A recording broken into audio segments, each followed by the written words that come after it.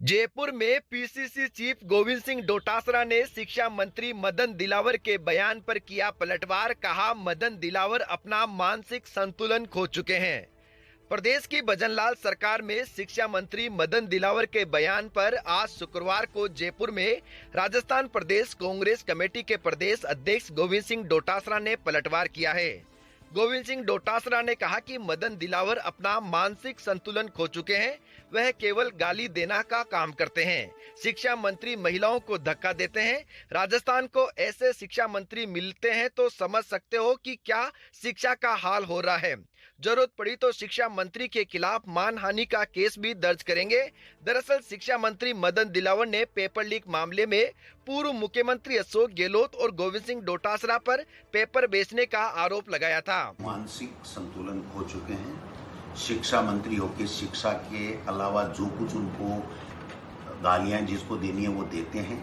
पहले भी एक दिन किसी गांव में धक्का मुक्की हुई थी, कल एक महिला की उन्होंने धक्का मुक्की की है।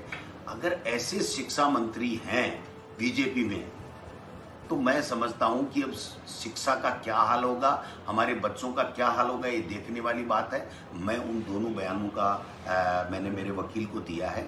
अगर आवश्यकता पड़ी तो हम इनके खिलाफ कोर्ट के अंदर अवमानना का केस भी, मानहानि का केस भी करेंगे और इनको चैलेंज करते हैं कि जो अपराधी है उनको पकड़ो। लेकिन ये क्या मदन दिलावर जी क्या एसओजी के हेड हैं, क्या डीजीपी हैं, क्या गृह मंत्री हैं, क्या देश के प्रधानमंत्री हैं? ये किस हैसियत से बकवास कर रहे हैं? ये बकवास है और एक मंत्री नहीं, साधारण व्यक्ति को भी नहीं करनी चाहिए, जनप्रतिनिधि को नहीं करनी चाहिए। लेकिन शिक्षा का मंत्री होके शिक्षा का विजन बता मेरे भाई। शिक्षा का कोई विजन नहीं है।